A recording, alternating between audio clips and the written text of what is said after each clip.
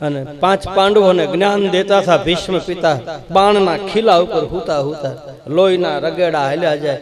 એ વખતે દ્રૌપદી હાથ જોડીને પૂછે છે, બાપા તું મારા કુળનો બાપ છો, વડીલ છો, અમારા કુરુકુળનો મોટો થાંભલો છો, મર્યાદા તૂટતી હોય ને તો માફ કરજે.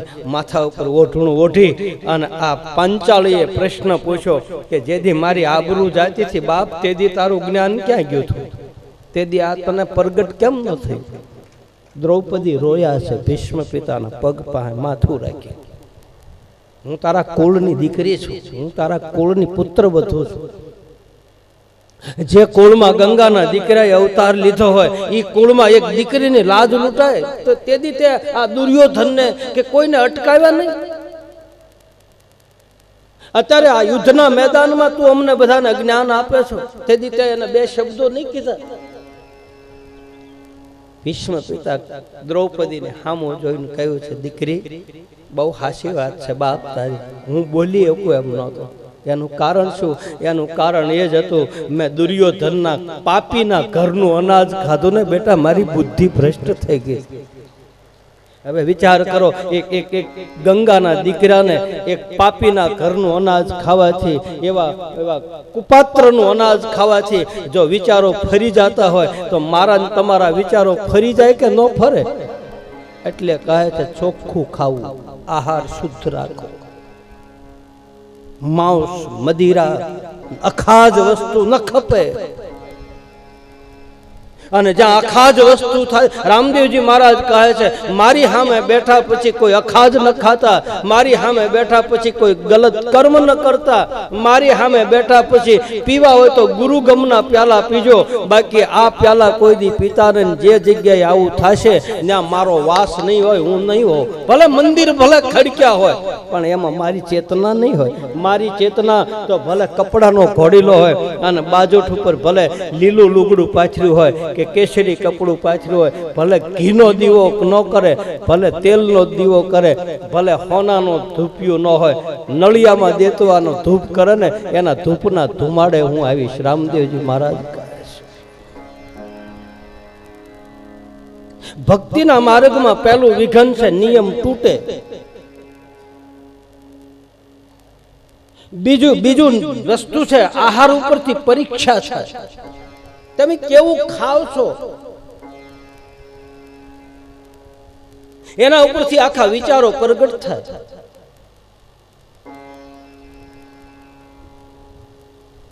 અને ત્રીજું વિઘ્ન છે દેવતાઓ વિઘ્ન નાખશે. તમે જેમ જેમ આગળ જાઓ એમ દેવતાઓ તમારા ઉપર વિઘ્ન નાખશે. એ તમને બેહવા નહીં દે, આળા ચડાવશે, બગાહા આવશે, ઝોલા આવશે. આમાંય ઘણા ખાય છે, અહીંયા બેઠા બેઠા ઝોલા ખાય છે. અને તમને ઊંઘ ન આવતી હોય તો હજી 2-3 દી બાકી છે, આમાં આવીને હુઈ જાજો. હું હાલા ગાઉં ને તમે હુઈ જાઓ, કારણ કે ઘરે હળગે છે ત્યાં ઊંઘ નહીં આવે. અહીંયા નિરાજ છે, હારી થાંભલીનો ટેકો ગોતીને હુઈ જાઓ. 2 કલાક હુઈ જાઓ તો 2 કલાક જીવને તો નિરાજ. કથા ન સંભળાય તો કાંઈ નહીં, કથા ન હૈયે રહે તો કાંઈ નહીં. હું અહીંથી ઉતરી જાઉં ને પછી મને હૈયે નથી રહેતું. આમાં 3 કલાક આવીને હુઈ જાઓ, ઊંઘી જાઓ. બસ ઊંઘ ક્યારે આવે? નિરાજ હોય ત્યારે. તમે બધા ગાંડા થઈ ગયા છો કે તમે આવો કાંઈક આમાં હશે તો જ આવતા હશો ને. કાંઈક આમ લોઢાના ટુકડાને લોચંબક ખેંચે એમ તમારા મનને ખેંચે. એટલે આપણને મન થાય ને કથામાં જવાનું, કીર્તનમાં જવાનું, મંદિર જવાનું. આ કોનો પ્રતાપ છે? આ મારો પ્રતાપ નથી, આ પોથીનો પ્રતાપ છે. આ પોથીની માલ પર કાંઈક ભર્યું છે. પછી કથા ગમે એ હોય, આ ગાદીનો પ્રતાપ છે. બાકી હું તો તમારી જેવો છું બાપ. મને તો મારો ઠાકર બોલાવે એ બોલું. હું શું બોલી? આ કાંઈક ખેંચે મારા ને તમારા હૃદય, કાંઈક છે તો ખરું ને. પછી રામકથા હોય, શિવ કથા હોય, દેવી ભાગવતની કથા, કોઈ પણ કથા હોય, કાંઈક જીવને કાંઈક મારી પાસે નિરાત મળતી હોય તો જ જાતા હશે ને બધા. ભલે આપણે કાંઈ ન લઈને જઈએ, ભલે ગમે ના એક જગ્યા ખૂણા મળે, ગમે ના મોર જગ્યા મળે, વાહે જગ્યા મળે, સામે ઠેઠ આગળ જગ્યા મળે, એક જગ્યાએ બેહીને આપણે સાંભળીએ તો આપણા માલ પર કાંઈક નિરાશ તો થતી હશે કે નહીં? 5 મિનિટ 10 મિનિટ કલાક અડધો કલાક અને કાંઈક મળતું હોય ને તો જ બધા જાય, બાપ નકર કોઈ જાતું નથી. કાંઈક તો છે આમાં. સુઈ જાવ, સુતા જેવું હક નહીં, બેઠા જેવું દખ નહીં. ઊંઘ આવવી જોઈને, ઊંઘ નથી આવતી માણસને. અને આવી જાય ઊંઘમાં ભાગે, એને ખબર નથી રહેતી. ભારે આમાં 2-3 માતાજી ઊંઘે છે, ટેસ્ટથી જોલા ખાય. સુઈ જાવ બાપ, હું અહીંથી ભાલું છું. એટલે જ વાંસવા વાળાને ઉપર બેહારે બધું દેખાય. એટલે નકર કથા તો અહીં બેહી નહીં થાય, એવું થોડું થાય. એનું ધ્યાન, તમારું ધ્યાન બધા એનું, મારું ધ્યાન તમારે બધાને રાખવાનું. અને તમારા બધાનું ધ્યાન મારો 12 બીજનો ધણી વાહે બેઠો નહીં રાખે. તમારું ધ્યાન બધાનું પોથી પાસે. અને આ એક ધ્યાનથી સાંભળતા હોય, એક ધ્યાનથી જેને નિરખતા હોય ને એને બાપ ઊંઘ આવી જ જાય, એને સમાધિ લાગી જ જાય. આ વગર કુંડલીની શક્તિ જાગૃત કરે સમાધિ લાગે. સમાધિ એટલે હું સુઈ જાય એ સમાધિ, બાકી બીજી કાંઈ સમાધિ. ઊંઘમાં કાંઈ ખબર ન હોય, સમાધિમાં કાંઈ ખબર ન હોય, નિરાતે ઊંઘી જાય એનું નામ સમાધિ. નથી કહેતા સમાધિમાં સુઈ જાય માણસ સમાધિમાં હોય. કારણ કે સમાધિ ચડાવનારને તે ક્યાં હોય એ ખબર ન હોય, ને ઊંઘમાં માણસ ક્યાં હોય એ ખબર ન હોય. સમાધિમાં વ્યક્તિ પડી જાય, આમ કુંડલીની શક્તિ જાગૃત કરીને પ્રાણવાયુ ઉપર ચડી જાય તો આમય પડી જાય. તો પથારીમાં આમ ગોદડું હોય તો આમ થઈ જાય. સવારે તેમ જો સાસર પૂર્યા હોય એમ સોકડી થઈ જાય. બોલો ભૂવો ચારે કોઈ સાસર પૂરે, ગોદડું આમ હોય અને આમ હૂતો ચોકડી લાગી જાય.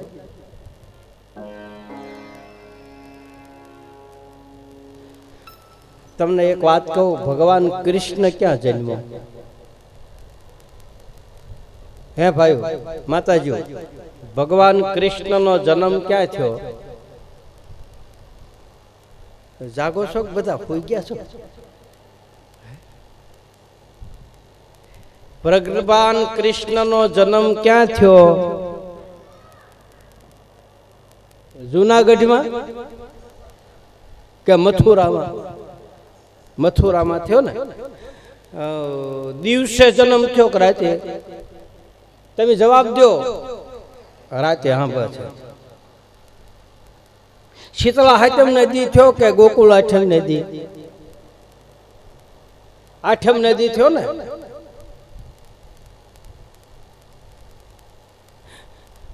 સવારમાં વહેલા 4 વાગે કે રાતે 12 વાગે? હવે જોજો તમે બધા સાંભળજો, વાત બહુ હાસી છે. હું તમને બધાને કહી દઉં, આ ઊંઘ હું કામ આવે એ કહું. માણસને કથામાં, કીર્તનમાં, સત્સંગમાં એ બધે ઊંઘ. તુલસીદાસજી મહારાજે લખ્યું છે, ભજન થાય મને નિંદ્રા આવે, પર નિંદા લાગે પ્યારી, અપરમ પાર પ્રભુ અવગુણ મોરા, હવે માફ કરો મોરારી. ભજન થાય ને મને નિંદ્રા આવે, સત્સંગ થાય ને મને ઊંઘ આવે. રાત્રિના 12 વાગે ભગવાન કૃષ્ણ મથુરાની જેલમાં પ્રગટ થયા. હવે મથુરાની જેલમાં ભગવાન પ્રગટ થયો તેથી કોઈ જાગતું હતું? હે? કોઈને ખબર હતી? આખું મથુરા સૂઈ ગયું હતું. બધાય નિંદ્રાને આધીન થયા. પછી ભગવાન પ્રગટ થયો. હવે ઈદ દ્વારકા વાળો મારો રામદેવ બનીને આવ્યો અને ઈ અહીંયા એની કથા હાલતી હોય તો એમાં 3 જણા હુવે તો મારું શું જાય? બધા તો નથી હુતા ને. હું તો એમ કહું બધાય હુઈ જવા જોઈએ. રામોપીર પ્રગટ થાય એટલે બધા હુઈ જાય. કૃષ્ણ પ્રગટ થાય એટલે બધા હુઈ જાય. રામ પ્રગટ થાય એટલે આખી અયોધ્યા હુઈ જાય. કોઈને ખબર ન રહે ને એમ પરમાત્મા પ્રગટ થાય. એ તો પછી પ્રગટ થયા પછી આપણને ખબર પડે. આપણે જાગ્યા પછી ખબર પડે હું જાગ્યો. એ પેલા હું ક્યાં હતો?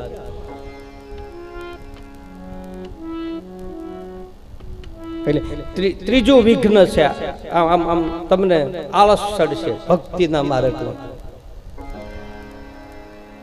તમને બેહવા નહીં દે.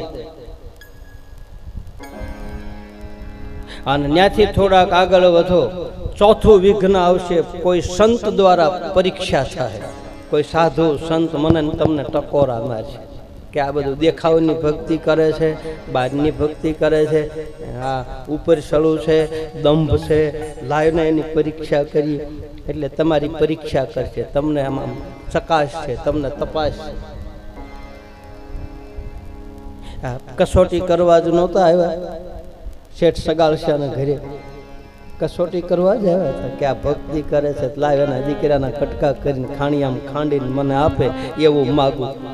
જલારામની પાસે ભગવાન આવ્યો કે આ જલારામનું નામ લેવાય છે અને એ જે જે કાર થાય છે, લાવ એને વાલામ વાલી વસ્તુ એની પત્ની છે એ જ માગી લો, આપે છે કે નથી આપતો. કસોટી થાય, સંત દ્વારા તપાસ છે. માટલા તમે માતાજી લારીમાં માટલા વેચાય છે એ તમે લેવા જાઓ તો એમને લ્યો છો, આમ આમ કરો પછી જ લ્યો છો. અને ટકોર એમ સાધુ સંતો મહાપુરુષો ગત ગંગામાં ભેળવે ને તો પેલા આમ ટકોરા મારે, માટલું કાસું છે પાકું, જો કાસું હોય ને તો શીભડું ફાટે એમ ફાટી જાય. કુપાત્રની આગળ વસ્તુ ન વાવીએ, પાનબાઈ જોઈ જોઈને વરીએ વાતું, બીબા વગર પડે નહીં બીજી ભાત્યું, ઓધા મારે મોલે આવજો. હવે એક માટલાને તમે ટકોરા મારીને લેતા હો તો સાધુ સંતો ટકોરા મારીને પછી મને તમને આમ નિજ પદની પ્રાપ્તિ કરાવે. જોયા વગર થોડા. ચોથું વિઘ્ન સંત દ્વારા પરીક્ષા, અને છેલ્લું પાંચમું વિઘ્ન તમારા પોતાના હશે જ ઈ છેલ્લો વિરોધ કરશે.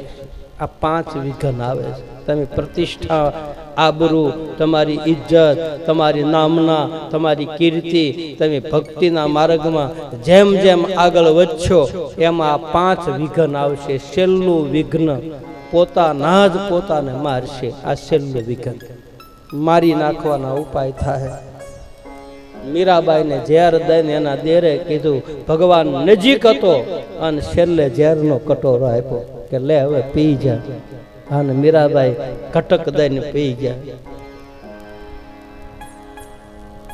એ મીરાએ ઝેર નહોતું પીધું, એ પીવા વાળો મારો ઠાકર હતો, પીવા વાળો દ્વારિકા વાળો હતો. બતાવે છે એના ભજનની. એવા રાણાજી કેજો ફરી ઝેર મોકલે,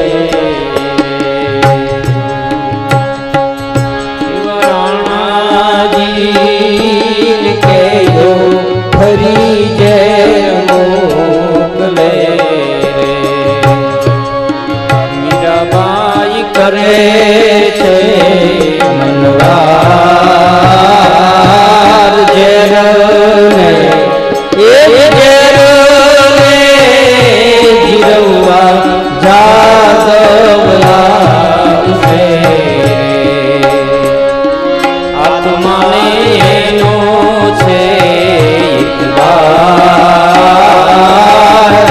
રાણાજી, એ રાણાજી કેજો ફરી ઝેર મોકલે. મીરાબાઈ કરે છે મનવાત ઝેર રે, એ ઝેર ને જીરવા જાદવ આવશે. આત્માને નો છે ઇતબાર રાણાજી, એ રાણાજી કેજો ફરી ઝેર મોકલે. એ રાણાજી કેજો ફરી ઝેર મોકલે, એ મોકલે. મીરાબાઈ કહે છે કે રાણા હજી એકવાર ઝેરનો કટોરો મોકલ, કારણ કે તે ઝેર મોકલ્યા ને તો જ જાદવ આવ્યો. બહુ મીરાને જેટલા દુઃખ પડ્યા ને ભક્ત કુળમાં, મીરાને જેટલી તકલીફ પડી ને એટલી કોઈ નથી પડી. એક તો રાજરાણી છે, બહાર નીકળાય નહીં, મર્યાદા, 14 વર્ષની મીરા હતી અને એના લગ્ન થયા. 18 વર્ષની મીરા થઈ ત્યાં એ મીરા વિધવા બની. 18 વર્ષની ઉંમરે અને પછી 18 વર્ષ પછી જે વરહ કાઢ્યા ને મીરાએ, ભક્તિ થતી નથી. નાનપણથી કૃષ્ણની હારે પરણી ગઈ છે. એ નાગના કરંડિયા મોકલ્યા, કહે કર્યું, પણ કૃપા હોય ભગવંતની તો એનો બાલ વાંકા કરી શકે ને કોઈ. જેના માથે હરિની કૃપા હોય ને ભાઈ, એને કોઈ કાંઈ કરી શકતું નથી. જેના માથે ગુરુ અને ઠાકરનો માથે હાથ હોય છે, કવચ બની જાય છે, કવચ બખ્તર બની જાય. છેલ્લું વિઘ્ન પોતાના જ પોતાને મારશે. તમારી કીર્તિ વધશે એટલે આવા ફણગા ફૂટશે. રામદેવજી મહારાજની પાસે 1,80,000 ફકીરો. રામદેવજી મહારાજની કીર્તિ વધી જોઈનો એ ક્યાં મારી પાસે ઈર્ષ્યા થઈ. થોડા કર્મ વિશે આ વાતો કરી, સુખ અને દુઃખ વિશે. જીવાત્મા પોતાના કર્મ અનુસાર સુખ અને દુઃખનો અનુભવ કરે છે. નિજ કૃત કર્મ ભોગ સબ પ્રાતઃ. જે કરે એને જ ભરવાનું હોય છે. એટલે કહે છે કે કર્મ કરતા પહેલા વિચાર કરવો. ચાહે શુભ કર્મ હોય ચાહે અશુભ કર્મ હોય, એનું ફળ અવશ્ય આવશે. અને આ બધું આપણને અત્યારે નહીં ખબર પડે. જ્યારે વૃદ્ધ અવસ્થા આવે, શરીર જ્યારે કુશ થઈ જાય અને પરમાત્માને અને આપણે જ્યારે 4 આંગળનું શેટું રહે, અને એ વખતે જે માયલો મૂંઝાય, મારા અને તમારા કર્મ સામે દેખાય. મેન તમે જે કંઈ કર્યું હોય તે વ્યક્તિને અંત ઘડી જ્યારે આવે ત્યારે એ સામે દેખાય છે. અને એ વખતે શું કરવું એના રસ્તાઓ ભગવત કથા, હરિકથા, સંતોની પાસેથી એના રસ્તાઓ નીકળે છે.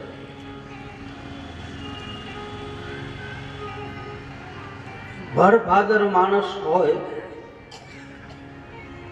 મૂછ ઉપર લીંબુ લટકતા હોય, અને અંત વેળા જ્યારે આવે છે ને ત્યારે એ બધાય રોયા છે. છેલ્લી ઘડીએ એક બાજુ દેહમાંથી જીવ જાતો ન હોય અને એક બાજુ દેહમાં વેદના થતી હોય, એ વખતે મને તમને મારો ને તમારો બાપ યાદ આવે. એ વખતે મારો ને તમારો સદગુરુ યાદ આવે. એ વખતે પરમાત્માને આપેલું વચન યાદ આવે. ભગવાન બતાવે કે મેં તને કીધું હતું, જગતમાં ગયા પછી કંઈક શુભ કર્મ કરજે ભાઈ. આજ તારી અંત ઘડી છે. આ તારા કરેલા કર્મ તારે ભોગવવા પડશે. પછી ભાઈ આમ જુઓ, એ જીવની આંખમાંથી આંસુડા પડે છે.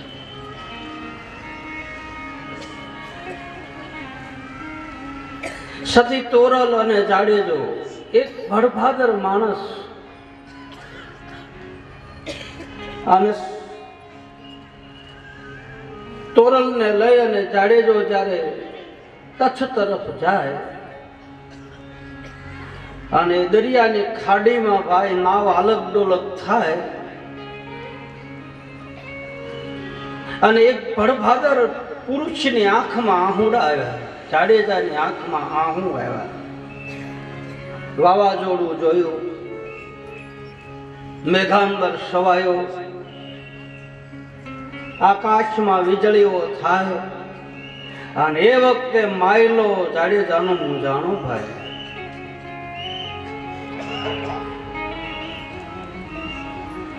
અને સતી તોરલ ને જાડેજો કહે છે કે હે દેવી, આ રોઈ રોઈ કોને સંભળાવું તોળા દે.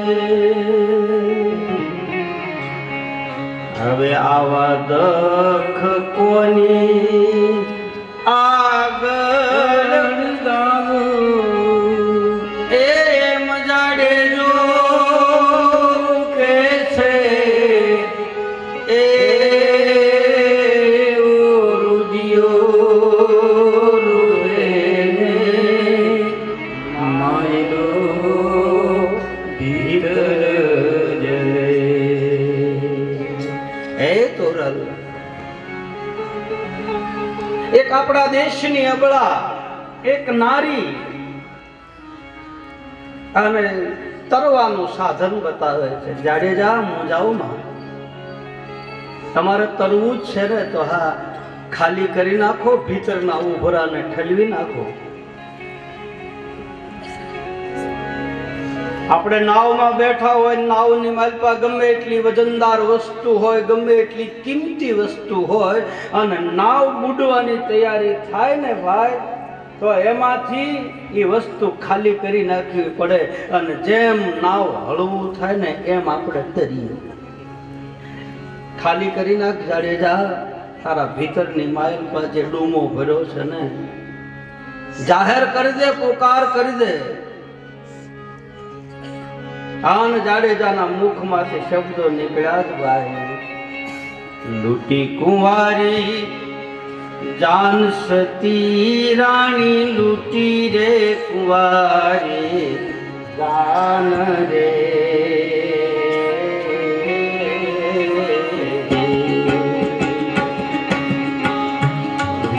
કુંવારી જાન સતી રાણી, લૂટી કુંવારી જાન રે.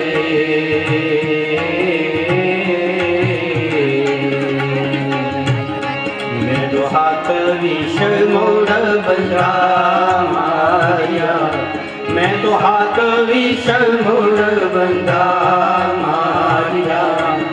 થોડા દે એમ જાડેજો કે છે જી, એ જી રે એમ જાડેજો કે છે જી. બાપ તારું કરતાસ જાડેજા, ધર્મ તારો સંભાળ રે.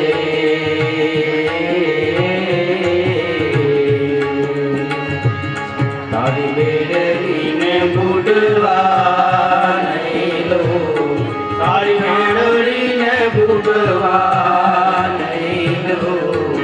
જાડેજા રે એમ તોરલ કે છે જી, એ જી એમ તોરલ કે છે જી.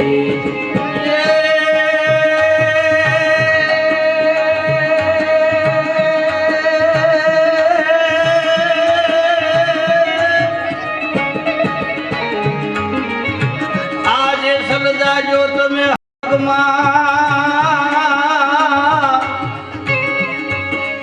તમારું હૈયું રાખજો હવે આજ. પણ